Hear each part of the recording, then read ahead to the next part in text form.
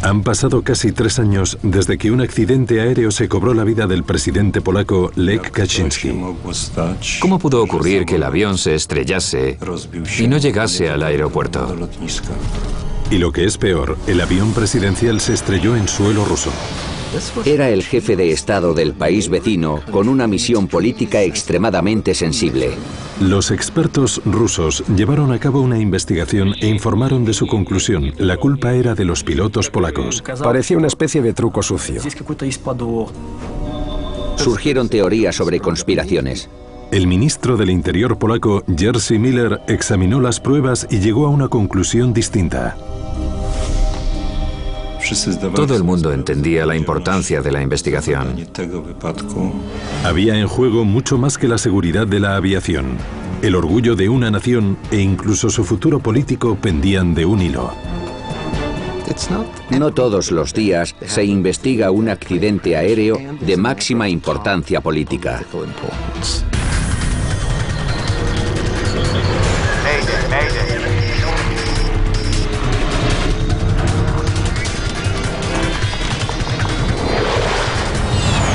Mayday, catástrofes aéreas. Esta es una historia real. Está basada en informes oficiales y testimonios de testigos. Muerte de un presidente. Jerzy Miller estaba a punto de revelar las conclusiones de la investigación independiente de Polonia sobre el devastador accidente del aeropuerto de Smolensk.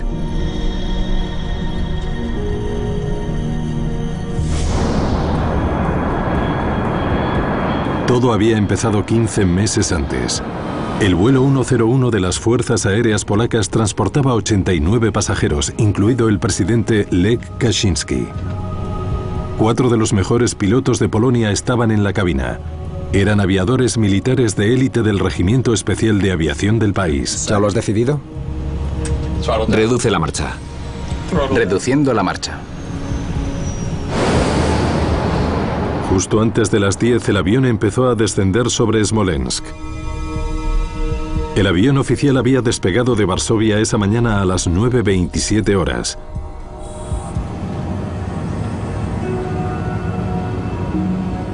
Los pasajeros formaban parte de la élite polaca. Eran dignatarios que acudían a conmemorar un aniversario siniestro y polémico. El 10 de abril es el aniversario de una gran tragedia polaca. El asesinato de soldados polacos en la Segunda Guerra Mundial a manos de Stalin. En 1940, las fuerzas estalinistas condujeron a 22.000 oficiales e intelectuales polacos al bosque ruso de Katyn y los ejecutaron. El gobierno soviético tomó la decisión de asesinarlos a todos. El documento sigue existiendo hoy. Tras la Segunda Guerra Mundial, la Unión Soviética mantuvo a Polonia oprimida durante décadas. Hasta la caída del comunismo, los soviéticos negaron toda responsabilidad en la masacre de Katyn. La historia de las relaciones ruso-polacas ha sido muy difícil, sobre todo en el periodo soviético, porque nadie quería tener las manos manchadas de sangre por asesinar a los oficiales polacos. Por primera vez, el gobierno ruso reconoció el crimen cometido y el dolor que los polacos siguen sintiendo por ese crimen. Nadie comprendía mejor el triste pasado de Polonia que el presidente Kaczyński. Era un estadista muy respetado con raíces políticas en el movimiento anticomunista Solidaridad de los años 80.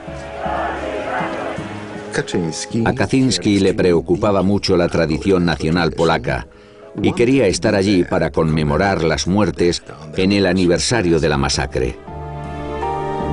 Al visitar el monumento junto al lugar de la masacre, el presidente polaco estaba dando un gran paso hacia la reconciliación.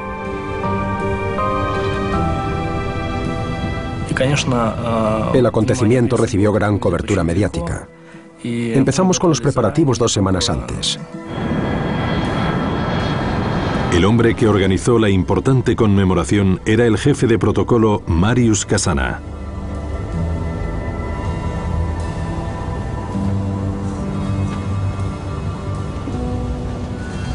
Agua, señor. Con el presidente Kaczynski y su mujer iban muchos de los altos mandos militares de Polonia, incluido el teniente general Andrzej Blasik, comandante de las Fuerzas Aéreas Polacas. A la ceremonia de ese día también acudían descendientes de las víctimas de la masacre. Me imagino que su estado de ánimo sería solemne, afectado y triste. La tripulación de élite pilotaba un Tupolev Tu-154M, un avión ruso extremadamente popular. Cuando se acercaron al aeropuerto se incrementó su carga de trabajo. El ingeniero de vuelo Andrei Michalak tuvo que calcular el rendimiento del motor. ¿Me puedes decir la temperatura y la presión? Sí, te diré qué temperatura hace. Mucho frío. Necesitaba información vital de la torre. ¿Vamos a hablar ruso? Sí. El inglés es el idioma internacional de la aviación comercial, pero como el aeropuerto de Smolensk era militar, los controladores solo hablaban ruso. Normalmente allí no aterrizaban aviones de pasajeros.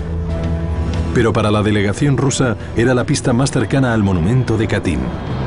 Era un aeródromo militar, pero el avión que iba a aterrizar era civil. No importaba que la tripulación que lo pilotaba fuese de una división especial del ejército polaco. El avión volaba según las reglas de la aviación civil.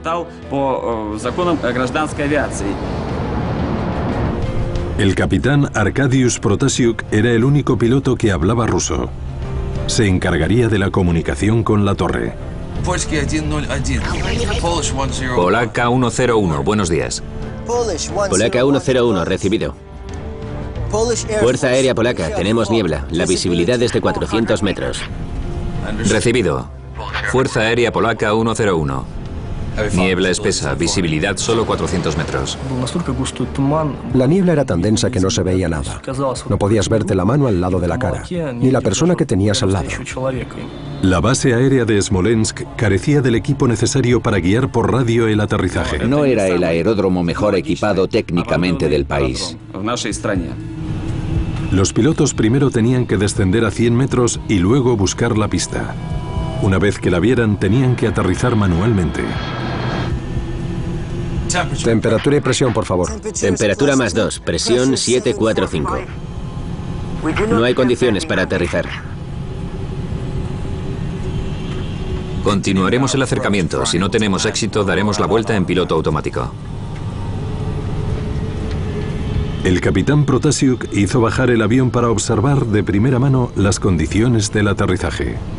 Los pilotos eran experimentados y sabían que la niebla puede ser irregular. Un minuto puede ser muy densa y 10 o 15 minutos después puede haberse despejado por el viento. Pero cuando se acercaron, la niebla cada vez era más espesa. Aproximándose a marcador exterior, en trayectoria de planeo. Entonces, la situación dio un giro a peor. Mientras los pilotos se esforzaban por avistar la pista, de repente el sonido de una alarma inundó la cabina. 100 metros. Tierra, tierra, elévense. Vamos a dar la vuelta. En el compartimento, los pasajeros se preparaban para el aterrizaje inminente. Tierra, tierra, elévense. 90 metros. Pero a los pilotos les estaba costando hacer ascender el avión.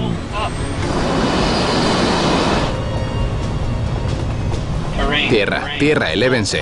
40. Tierra, tierra, elévense. 30. Tierra, tierra, elévense. 20.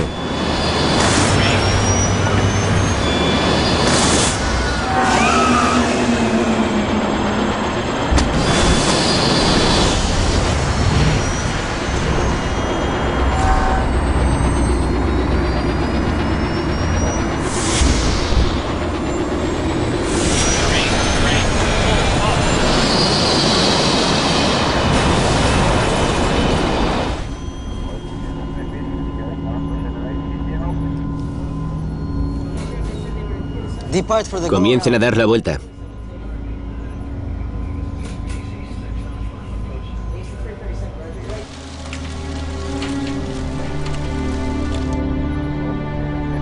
¿Cuánto tiempo ha pasado?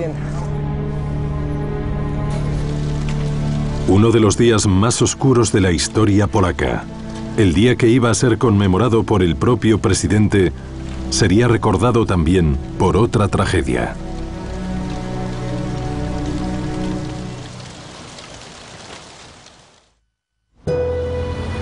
En el monumento de Katyn, cientos de personas aguardaban la llegada de la delegación polaca. Pero lo que recibieron fue una noticia devastadora. El avión presidencial se había... Nadie podía imaginarse que pudiera ocurrir esa tragedia, ese accidente.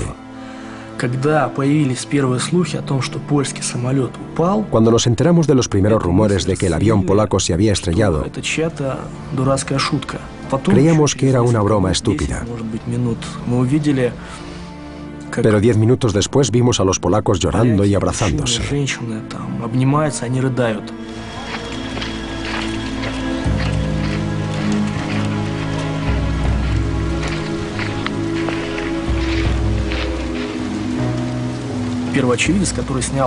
Hubo un testigo que grabó los primeros segundos de la tragedia con un teléfono móvil. Todavía se podía ver el fuego. El combustible todavía ardía. Minutos después del accidente, personal militar y de rescate acudió a un bosque a 420 metros de la pista. Se encontraron con una escena de destrucción total. Los restos calcinados del avión presidencial estaban esparcidos por el suelo. Cuando llegué al lugar del accidente, lo primero que pensé fue cuándo se habían llevado los cuerpos.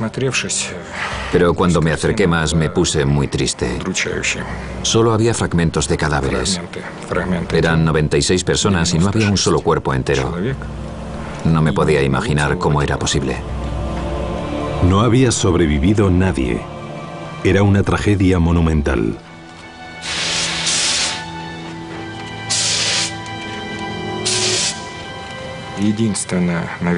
Lo único que vi que había sobrevivido fue una corona de flores que llevaban al monumento.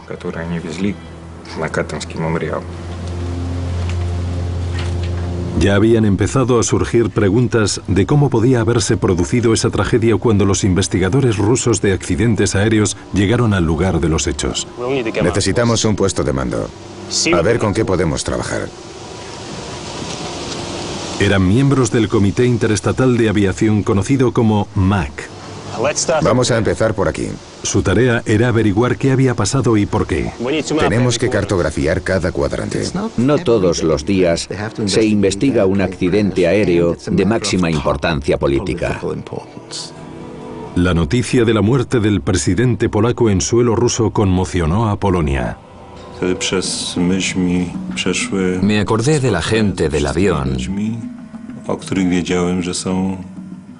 porque conocía a casi todos los pasajeros personalmente.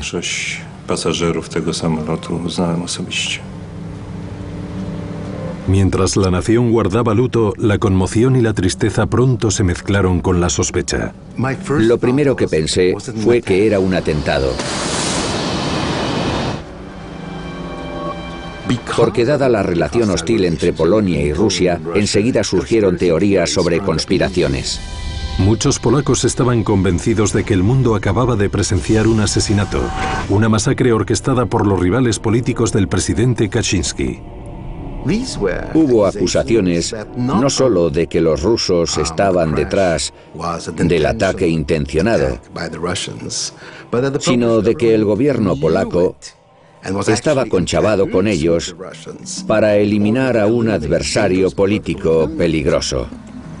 Con tantas autoridades de alto rango muertas, hubo quien creyó que el gobierno polaco podía venirse abajo. Estaba preocupadísimo. Creí que no podríamos seguir adelante, porque eran 100 de las 400 personas más importantes de Polonia. No estaba seguro de si el Estado sería capaz de superar ese golpe. En el lugar del accidente, las pruebas apuntaban en una dirección que no gustaba a los polacos. ¿Por qué intentaron aterrizar con esta niebla? Se dijo que los pilotos polacos no deberían haber aterrizado con esa niebla. Fue una sugerencia que causó estupor en Polonia. Para los partidarios de la conspiración, fue otra tapadera rusa. Los líderes polacos estaban desesperados por desvelar la verdad sobre el accidente y enviaron a sus propios investigadores para que colaborasen con los rusos. Fue un gran reto. En total éramos 34 personas encargadas de llevar a cabo la investigación del accidente. ¿Qué tenéis hasta ahora?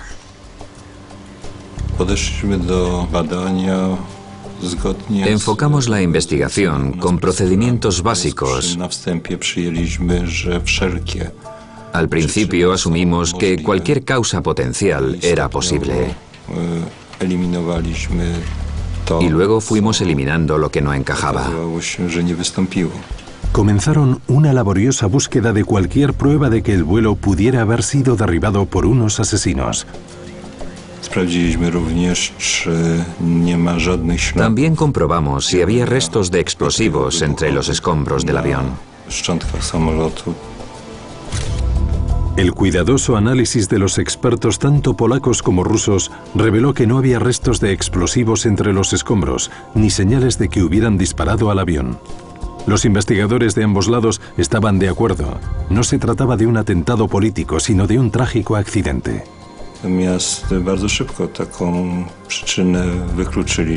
Enseguida se descartó esa posibilidad por la completa falta de pruebas. Los investigadores tenían que encontrar las cajas negras del avión. Perdón. ¿Alguna señal de las grabadoras de vuelo? Aún no, pero es nuestra máxima prioridad. Necesitamos las 3. Por supuesto.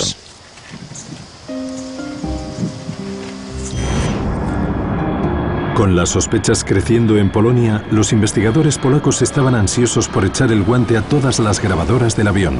Y el Tupolev tenía 3. Las grabadoras de voz de cabina y de datos de vuelo eran de fabricación rusa. ¿Ya has decidido? Revelarían lo que dijeron los pilotos y el rendimiento del avión. La tercera caja era un aparato de fabricación polaca llamado grabadora de acceso rápido o QAR, que también registraba los datos de vuelo, pero solo los podía leer el fabricante polaco del aparato. Si los datos rusos y polacos encajaban, los investigadores podían estar seguros de que nadie había manipulado ambas cajas. Eso era algo esencial, porque esperábamos recibir acusaciones y sospechas por parte del piloto, que creería que los expertos del MAC ruso podían haber manipulado los datos. Mientras continuaba la búsqueda de las cajas negras, los investigadores interrogaron al controlador aéreo de guardia aquella mañana. Querían saber por qué intentaron aterrizar los pilotos con una niebla tan densa. No iban a aterrizar, solo estaban haciendo una aproximación de prueba. Descubrieron que los pilotos habían sido advertidos de la mala visibilidad. No se dan las condiciones para aterrizar. Pero quisieron juzgar esas condiciones por sí mismos. Polaca 101, a partir de 100 metros. Prepárense para dar la vuelta. El plan era descender a 100 metros y sobrevolar el aeropuerto. 100 metros era la altura de toma de decisiones.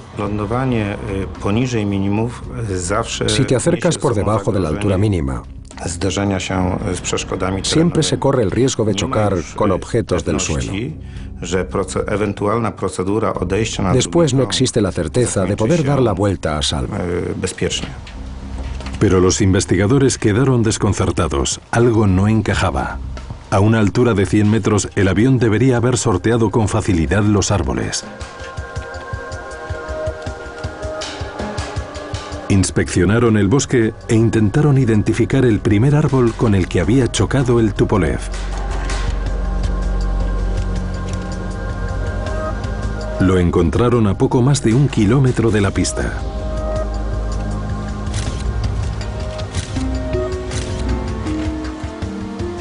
Los pilotos chocaron con el árbol a 11 metros. Si su intención era volar a 100 metros, ¿cómo chocaron con ese árbol? Necesitamos más información.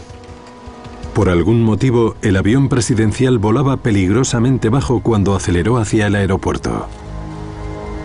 ¿Fue un fallo del avión ruso o un error de los pilotos polacos? Los investigadores dieron un paso más en la búsqueda de respuestas gracias a un gran hallazgo, el de las 2 cajas negras de fabricación rusa. Pero la grabadora de vuelo polaca seguía enterrada entre los escombros. ¿Alguna señal de la QAR? Aún no. La grabadora de datos de vuelo podía contener pistas valiosas sobre lo que derribó el avión presidencial. El aparato se llevó al laboratorio del MAC en Moscú.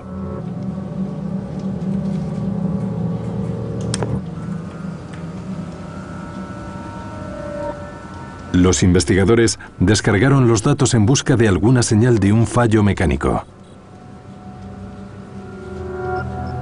Pero el análisis no dio resultado. Parece que todo funcionaba bien. Hasta el momento en que el avión chocó con el primer árbol, no hubo ningún tipo de problema. Os enviaremos una copia de los datos. Empezaba a parecer que las especulaciones iniciales eran ciertas. Pudo ser culpa de los pilotos polacos.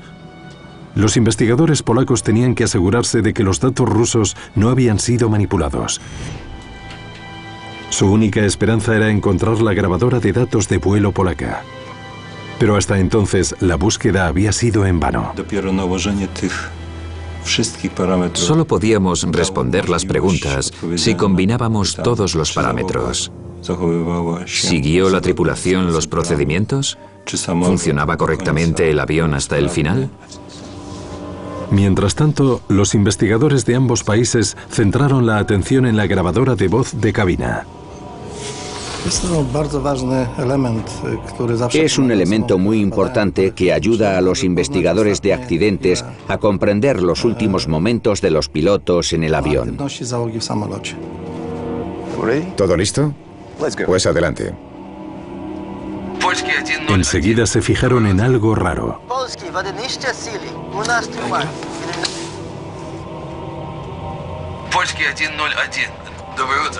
Parece el capitán. Era el capitán, quien llamaba por radio al controlador aéreo y lo hacía en ruso.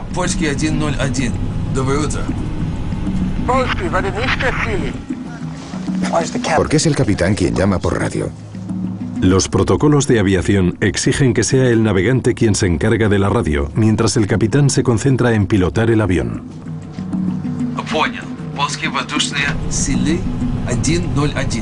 Los investigadores sospecharon que el capitán decidió encargarse de la radio porque era el único que hablaba ruso.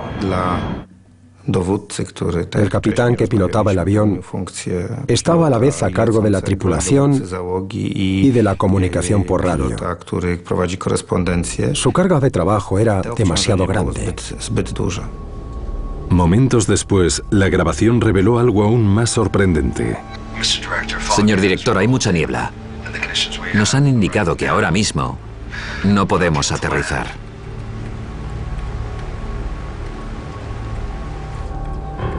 ¿Con quién está hablando? Señor director, hay mucha niebla. Con las condiciones que hay ahora mismo no podemos aterrizar. Podemos intentarlo, pero seguramente no lo lograremos. Entonces, tenemos un problema.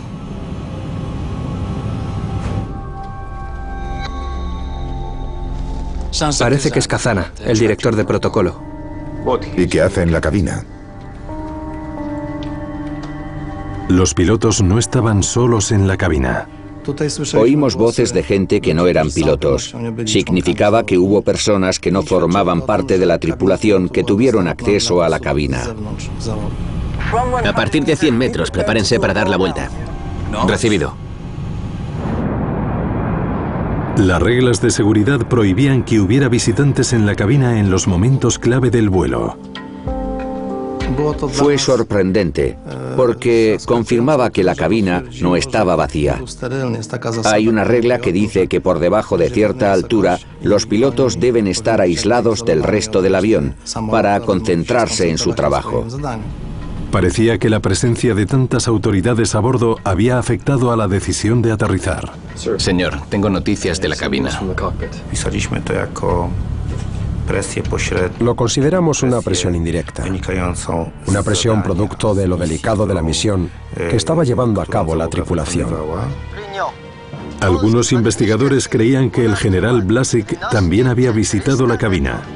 A medida que el misterio del vuelo 101 de las Fuerzas Aéreas se profundizaba, solo una cosa estaba clara. Cuando hay un choque, ya sea aéreo, político o de relaciones humanas, muy rara vez se debe a un solo factor. La tragedia se debía a mucho más que a un simple error del piloto. Mientras Polonia guardaba luto por la pérdida de su presidente, la sospecha y la duda acechaban sobre la causa de su muerte. Las teorías de conspiraciones proliferaban. Los medios polacos desconfiaban de la información proporcionada por los expertos rusos. Parecía un truco sucio. Pero en el lugar del accidente, los investigadores descubrieron lo único que podía eliminar esas sospechas: la grabadora de vuelo de fabricación polaca. Por fin, los expertos polacos podían cotejar los datos de ambas grabadoras. Buscaron cualquier discrepancia, cualquier pista de que la caja negra pudiera haber sido manipulada. Tras un cuidadoso análisis, llegaron a una conclusión definitiva. Contiene todos los datos. Los datos de ambas cajas encajaban a la perfección. Fue muy importante para nosotros, porque eliminaba toda duda de que hubieran podido manipular los datos. Una vez verificados los datos, los investigadores se centraron en la grabadora de voz de cabina. Enciende luces de aterrizaje. Luces encendidas. Tierra, tierra, elévense. Oyeron el aviso de que el avión estaba peligrosamente bajo. Pero lo extraño es que los pilotos no reaccionaron. No se ve nada. ¿Por qué no les preocupa la altitud? Debería. Los pilotos deben reaccionar de forma inmediata y sin ninguna duda. Cuando oímos la grabación por primera vez y escuchamos claramente el aviso, nos sorprendió mucho que la tripulación no reaccionase adecuadamente. Enciende luces de aterrizaje. A los investigadores les desconcertó la conducta de los pilotos y compararon la trayectoria de vuelo del avión con las alturas descritas por el navegante. 100 metros. 90 metros. 40. 30. 20. Alto.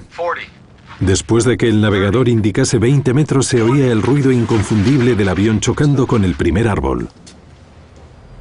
¿20 metros?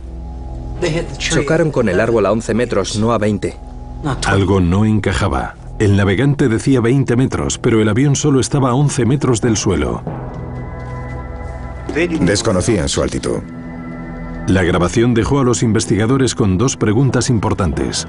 ¿Por qué los pilotos ignoraron las alarmas y por qué estaban más cerca del suelo de lo que creían? Recurrieron a los datos del vuelo en busca de alguna señal de mal funcionamiento del altímetro. Teniente, Podía explicar el accidente. ¿qué pasó aquí? Pero en lugar de un mal funcionamiento, descubrieron que la lectura del altímetro daba un salto repentino. Un altímetro barométrico mostraba la altitud del avión sobre el nivel del mar mediante la medición de la presión atmosférica. La presión del aire subía cuando el avión bajaba. Al acercarse al aeropuerto, los pilotos normalmente calibran el altímetro para que marque la altura del aeropuerto sobre el nivel del mar. Pero estos pilotos no hicieron eso.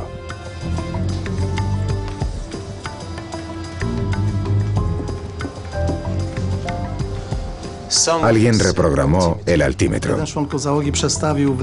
Uno de los pilotos cambió el altímetro del capitán a una presión que cambiaba la referencia de altitud. El avión parecía un poco más alto de lo que estaba en realidad. Las cifras demostraban que se había programado el instrumento en su configuración por defecto, un movimiento que produjo que el altímetro marcase una altitud superior a la altitud real del avión sobre el suelo. ¿Por qué haría eso un piloto? Los investigadores polacos interrogaron a pilotos del mismo regimiento especial que había transportado al presidente. ¿Qué cree que estaban haciendo? Descubrieron que los pilotos militares a veces usaban el altímetro barométrico para resolver un problema molesto. El altímetro está conectado al sistema de advertencia de altitud sobre el suelo o TAWS. Avisa a los pilotos cuando se acercan demasiado al suelo. El sistema está preprogramado con la situación de la mayoría de grandes aeropuertos y no hace sonar la alarma cuando los pilotos van a aterrizar. Pero eso solo ocurre si el aeropuerto está en su base de datos, y muchos como el de Smolensk no lo estaban. El aeropuerto de Smolensk, que es militar, no estaba incluido en el TAWS. En los aeropuertos militares, la alarma saltaba con tanta frecuencia que los pilotos habían adquirido el peligroso hábito de no hacerle caso. No se ve nada. Analizamos muchos vuelos y resultó que tenían por costumbre ignorar esa alarma. Y eso no era todo. ¿Dice que cambian el altímetro a una configuración errónea? También se les habían ocurrido formas de silenciar la molesta alarma. Una era reprogramar el altímetro para engañar al sistema y hacerle creer que el avión vuela a mayor altitud. Encienda luces de aterrizaje. Luces encendidas. Fue un arreglo provisional.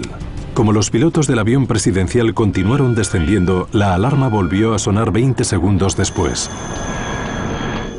Vuelve a ponerlo. Parecía increíble que unos pilotos de élite con unos pasajeros de alto rango cometieran semejantes infracciones de las normas. 100 metros. Pero aunque lo hubieran hecho, no explicaba por qué el navegante indicaba la altitud errónea durante el descenso. 90 metros. Páralo ya. Estaba usando el radioaltímetro. La mayoría de aviones grandes van equipados con dos tipos de altímetros. 40. Como el altímetro barométrico había sido reprogramado, el navegante solo podía usar el segundo, el radioaltímetro. Utiliza ondas de radio para medir la distancia entre el avión y el suelo. Pero el terreno cercano a la base de Smolensk era irregular. Los aviones tenían que sobrevolar un valle para llegar hasta allí. Mira lo que pasa aquí. Cuando el radioaltímetro marcó 100 metros, el avión de las Fuerzas Aéreas no estaba a 100 metros sobre el aeropuerto. Estaba a 100 metros del fondo del valle. Con la densa niebla, los pilotos no podían ver el suelo. Una vez que salieron del valle, estaban a solo unos metros de las copas de los árboles. El radioaltímetro les proporcionó información errónea. Usar el radioaltímetro en una fase tan temprana de la aproximación es un grave error. Condenó a todos los que iban a bordo. Los investigadores habían descubierto por qué se estrelló el avión en el bosque. Pero había otra cuestión que considerar. ¿Por qué intentaron acercarse al aeropuerto con tanta niebla? Temperatura +2, presión 745. No se dan las condiciones para aterrizar. A los pilotos se les advirtió que las condiciones no eran adecuadas para aterrizar, pero sin embargo insistieron y descendieron hacia el aeropuerto de Smolensk. Tras recibir la información sobre la niebla y la visibilidad, deberían haber tomado de inmediato la decisión de volar a un aeropuerto alternativo. Un examen del historial del capitán Protasiuk podía ayudar a explicar esa decisión. No era la primera vez que llevaba al presidente polaco. En Polonia todo el mundo sabía lo que había pasado unos años antes, cuando ese capitán era copiloto en un vuelo a Azerbaiyán. En agosto de 2008, el presidente quiso volar a una zona de guerra. Protasiuk era el primer oficial del vuelo. Informaré a la torre de tu decisión. Negativo, no aterrizaremos en Tbilisi. El capitán se negó a volar a un aeropuerto inseguro. A su capitán le ordenaron aterrizar en Georgia, pero no cumplió la orden. El capitán de ese vuelo pagó un alto precio por ser precavido. Afectó mucho a su carrera como piloto. Nunca le volvieron a elegir para volar con el presidente. El presidente no le presionó directamente, pero todos nos acordábamos, y los pilotos también, de lo que le pasó al piloto que se negó a aterrizar en Tbilisi. Seguramente no quería perder su trabajo. Señor director, hay mucha niebla. Haremos un intento, pero seguramente no lo lograremos. Nadie quiere decepcionar a un presidente. Aunque Protasiuk sabía que aterrizar era arriesgado, tal vez quiso demostrar a sus pasajeros que estaba dispuesto a intentarlo. Esa persona no le dio ninguna instrucción, pero al estar presente en la cabina, interrumpió el flujo del trabajo, la toma de decisiones y la comunicación entre la tripulación. Fuerza Aérea Polaca 101. Hay niebla. La visibilidad es de 400 metros. Recibido. Fuerza Aérea Polaca 101. Tener que comunicarse en ruso con la torre de control hizo las cosas más estresantes.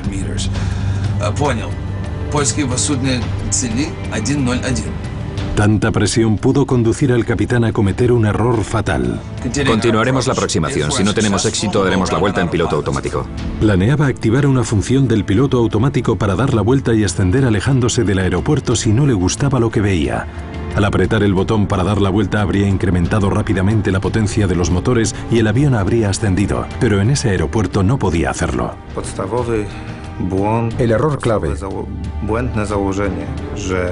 fue asumir que podría ascender en piloto automático.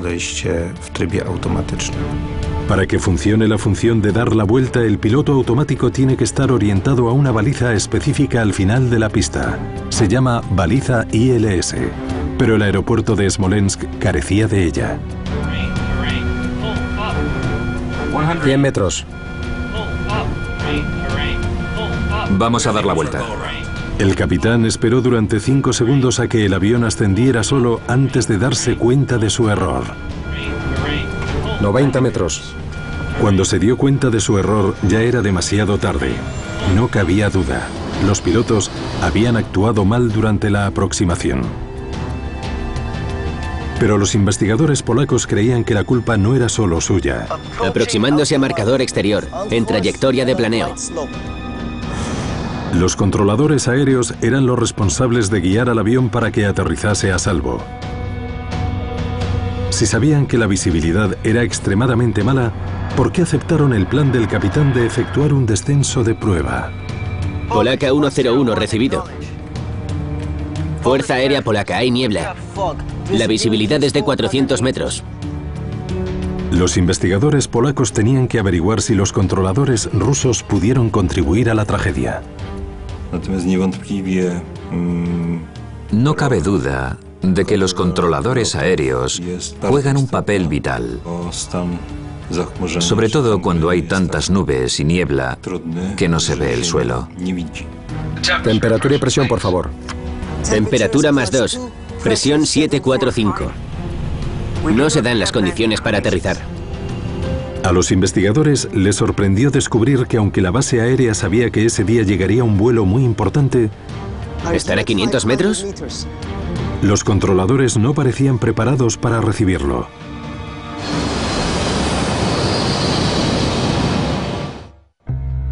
Las entrevistas con los controladores rusos revelaron que tuvieron dificultades para rastrear el descenso del avión.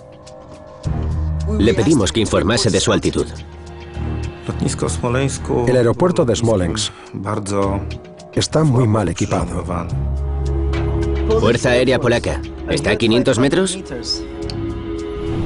Estamos a 500 metros. Los controladores tuvieron que depender de los datos que les facilitó el capitán para conocer su altitud. Los investigadores polacos pensaron que el equipamiento de Smolensk no proporcionó una imagen clara de dónde estaba el avión. El controlador no podía estar seguro de si el avión estaba en su trayectoria. En trayectoria de planeo. El controlador confirmó que el avión estaba en la trayectoria de vuelo. En el momento en que bajó por debajo de la trayectoria de vuelo, el riesgo de desastre se elevó drásticamente. El controlador confirmó que el avión estaba en la trayectoria de aproximación correcta cuando en realidad volaba peligrosamente bajo. No cabe duda de que el aeropuerto no estaba listo. La niebla cada vez más espesa incrementó el nivel de confusión y tensión en la torre de control. Creo que no debería acercarse, no tiene sentido. Antes de que el avión presidencial llegase al aeropuerto, los controladores sabían que sería casi imposible que pudiera aterrizar, pero no tenían autoridad para desviar el avión. Hay que buscar una alternativa para los polacos. No pueden aterrizar con este tiempo. No querían que el avión aterrizase. Intentaron convencer a sus superiores de que el avión debía desviarse a otro aeropuerto antes de comenzar el proceso de aterrizaje. La decisión de si el presidente de Polonia debía volar o no a Rusia y de dónde aterrizaría no se tomó en Smolensk. No la tomó el jefe de operaciones de vuelo ni los controladores aéreos. Pero el hecho es que en esas condiciones no podía aterrizar ningún avión, sobre todo si iba cargado de personalidades. El controlador esperaba que el capitán tomase la decisión de no aterrizar. No se dan las condiciones para aterrizar. Continuaremos la aproximación. Si no tenemos éxito, daremos la vuelta en piloto automático.